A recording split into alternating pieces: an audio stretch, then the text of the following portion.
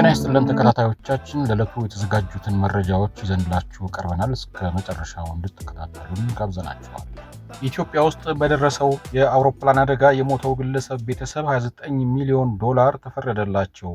ኢትዮጵያ ውስጥ የዛሬ 7 ዓመት ግድም በደረሰው የአውሮፕላን አደጋ የሞተው ግለሰብ ቤተሰቦች የ$29 ሚሊዮን ካሳ ተፈርዶላቸዋል። እንደ ጎርጎሮሳውያኑ አቆጣጠር መጋቢት 2019 ቢሾፍቱ አጠገብ ወድቆ የተከሰከሰው የኢትዮጵያ አየር መንገድ አውሮፕላን ቦይንግ 737 ማክስ 8 አሳፍሯቸው የነበሩ 157 መንገደኞችና የአውሮፕላኑ ሰራተኞች በሙሉ አልቀዋል። ለብዙ ወራት ከተደረገ ሙግት፣ ምርመራና ጥናት በኋላ አደጋው የደረሰው በአውሮፕላኑ የቴክኒክ ጉድለት በመሆኑ የአሜሪካው አውሮፕላን አምራች ኩባንያ ቦይንግ ለአደጋው ተጠያቂ ሆኗል። በአደጋው ከሞቱት ሰዎች የአብዛኞቹ ቤተሰቦች ከፍርድ ቤት ውሳኔ ውጪ በተደረገ ድርድር መጠኑ በይፋ ያልተነገረ ካሳ ከቦይንግ ተቀብለዋል። ይሁንና ማይክ ሪያን ባለቤት ናኦይሲ ሪያን ተጠያቂነትና ፍትህን ከፍርድ ቤት ማግኘት አለብኝ ብለው በጠበቃቸው አማካኝነት ከግዙፉ ኩባንያ ጋር ሲሟገቱ ነበር። ትናንት ቺካጎ ዩናይትድ ስቴትስ ያስቻለው ፍርድ ቤት ለሟች ቤተሰቦች $29 ሚሊዮን ካሳ እንዲከፈላቸው ወስኗል። በሙያቸው መሐንዲስ የነበሩት ማይክ ሪያን የዓለም ምግብ ድርጅት ባልደረባ ነበሩ። የተባበሩት መንግስታት ድርጅት አደጋው በደረሰ ሰሞን ባሰራጨው መግለጫ ሪያን ላይቤሪያ ሮሂንጃዎች በሰፈሩባቸው ጣቢያዎች፣ አፍጋኒስታን እና ኢትዮጵያ ውስጥ ሰርተው ነበር። ኢትዮጵያ ውስጥ ሞቱ። ያኔ 39 ዓመታቸው ነበር። አዣንስ ፍራንስ ፕሬስ እንደዘገበው የቺካጎ ፍርድ ቤት በተመሳሳይ አደጋ ለሞተችው የ24 ዓመቷ አሜሪካዊት ወጣት ሳሚያ ሱቱሞ ቤተሰቦች የ49.5 ሚሊዮን ካሳ እንዲከፈላቸው ባለፈው ግንቦት ወስኖ ነበር። ዘገባው የዶቼ ቬለ ነው። ማንኛውም የውጭ ሀገር ዜጋ በአዲስ አበባና ሸገር ከተማ ላይ የመኖሪያ ቤት ባለቤት ለመሆን ቢያንስ $150,000 እንደሚያስፈልገው የሚደነግግ መመሪያን የከተማና መሰረተ ልማት ሚኒስቴር አወጣ። አንድ የውጭ ሀገር ዜጋ በኢትዮጵያ የቤት ባለቤት ለመሆን የማህበረሰብ ሞራልና መሰል ጉዳዮች ላይ ገደብ የሌለበት መሆን እንዳለበት ተደንግጓል። በመመሪያው መሰረት የውጭ ሀገር ዜጋ ማለት ትውልደ ኢትዮጵያዊ የሆነ የውጭ ዜጋን ሳይጨምር ኢትዮጵያዊ ዜግነት የሌለው ወይም የሌላ ሀገር ዜግነት ያለው ማንኛውም ሰው ማለት ነው። የውጭ ሀገር ዜጎች የመኖሪያ ቤት ባለቤት የሚሆኑበትን አሰራር ለመወሰን የወጣው መመሪያ ከቀናት በፊት በተጠናቀቀው ሐምሌ ወር የጸደቀ ነው። በመመሪያው መሰረት ማንኛውም የውጭ ሀገር ዜጋ የመኖሪያ ቤት ባለቤት ለመሆን ሊያሟላ የሚገባው ለአንድ መኖሪያ ቤት የሚያስፈልግ ዝቅተኛ የገንዘብ መጠን ተዘርዝሯል። በዚህም በአዲስ አበባ ከተማ አስተዳደር እና በሸገር ከተማ የመኖሪያ ቤት ባለቤት ለመሆን ቢያንስ $150,000 የአሜሪካ ዶላር ያስፈልገዋል። ሸገር ከተማን ሳይጨምር በኦሮሚያ፣ በአማራ፣ በትግራይ፣ በሲዳማ፣ በማዕከላዊ ኢትዮጵያ፣ በደቡብ ኢትዮጵያ፣ በደቡብ ምዕራብ ኢትዮጵያ፣ በሶማሌ ክልል፣ ሐረሪ ክልል ወይም በድሬዳዋ ከተማ አስተዳደር የመኖሪያ ቤት ባለቤት ለመሆን ደግሞ ዝቅተኛው የገንዘብ መጠን $120,000 የአሜሪካ ዶላር ማቅረብ ነው።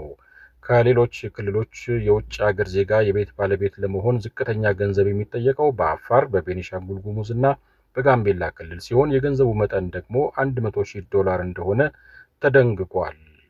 አንድ የውጭ ሀገር ዜጋ በኢትዮጵያ ሊኖረው የሚችለው የቤት መጠን አንድ ብቻ ነው። በኢትዮጵያ ኢንቨስትመንት ኮሚሽን ፈቃድ ወስዶ እያለማ ያለ ባለሀብት ግን ይህ ዝቅተኛ የገንዘብ መጠን ሳይገድበው የአንድ ቤት ባለቤት መሆን ይችላል።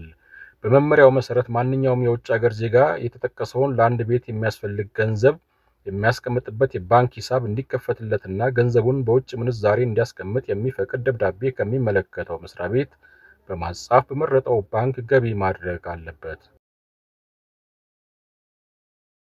አንድ የውጭ ሀገር ዜጋ የመኖሪያ ቤት ባለቤት ለመሆን የሚያስችል ፈቃድ የሚያገኘው የጸና ፓስፖርት ካለው፣ የወንጀል ታሪክ የሌለው ስለመሆኑ ከሚኖርበት ሀገር ማረጋገጫ ከሚመለከተው አካል ማስረጃ ማቅረብ ከቻለ ነው። በተጨማሪም ከሀገር ሰላም፣ ደህንነት፣ ጸጥታ፣ የህዝብ ጥቅም፣ የማህበረሰብ ሞራልና መሰል ጉዳዮች ላይ ገደብ የሌለበት መሆኑን የሚያረጋግጥ ማስረጃም ማቅረብ አለባቸው ይላል መመሪያው። ማንኛውም የውጭ ሀገር ዜጋ በመንግስት ቀጥተኛ ድጎማ ለዜጎች በሚሰሩ የጋራ መኖሪያ ህንፃዎች ውስጥ የመኖሪያ ቤት ባለቤት መሆን አይችልም።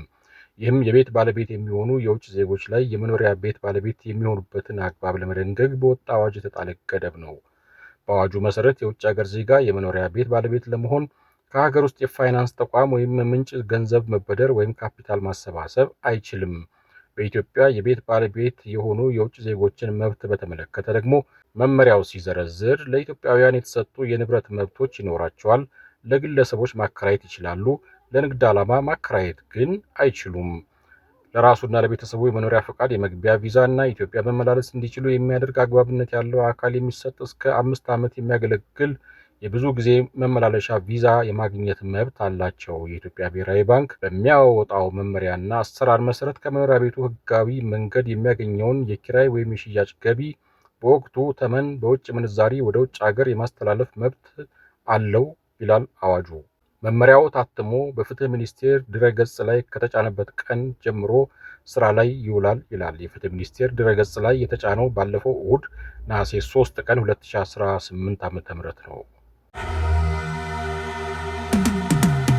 ደቡብ አፍሪካ ሰነድ አልባ ኢትዮጵያውያን ስደተኞችን ለመመለስ ያወጣችውን ወጪ ኢትዮጵያ እንድትጋራ ጠየቀች። ደቡብ አፍሪካ በተያዘው ዓመት ህጋዊ ሰነድ የሌላቸውን ስደተኞችን ወደ ሀገራቸው ለመመለስ ካወጣቸው ከ18 ሚሊዮን ዶላር ወይም 292 ሚሊዮን ራንድ ውስጥ የተወሰነውን ወጪ እንዲሸፍኑ ለኢትዮጵያ፣ ለናይጄሪያ እና ለማላዊ ጥያቄ አቀረበች። የደቡብ አፍሪካ የሀገር ውስጥ ጉዳዮች ሚኒስቴር ጥያቄው መቅረቡን ይፋ ያደረገው ማክሰኞ ነሐሴ 5 ቀን 2018 ዓ.ም ለፓርላማው የሀገር ውስጥ ጉዳዮች ቋሚ ኮሚቴ በሰጠው ማብራሪያ ወቅት ነው። የቋሚ ኮሚቴው ዋና ዳይሬክተር ቶሚ ማኮዴ እንደገለጹት ሚኒስቴሩ ለዚህ ተግባር ቀደም ሲል የመደበው በጀት 60 ሚሊዮን ራንድ ብቻ ቢሆንም እስካሁን 292 ሚሊዮን ራንድ ስደተኞችን ለመመለስ ወጪ ተደርጓል። ማኮዴ ስደተኞችን የመመለስ መርሃ ግብር በጀት ያልተያዘለት ኃላፊነት መሆኑን የገለጹ ሲሆን የሀገር ውስጥ ጉዳዮች ሚኒስቴርም ሆነ ሌሎች የሚመለከታቸው የመንግስት መስሪያ ቤቶች ለዚህ ያህል ሰፊ እንቅስቃሴ በጀት እንዳልመደቡ ተናግረዋል። አክለውም የትራንስፖርት ክፍያ ወጪው ከፍተኛ እንዲሆን ዋና ምክንያት መሆኑን ገልጸዋል። ሰላም ቆዩን።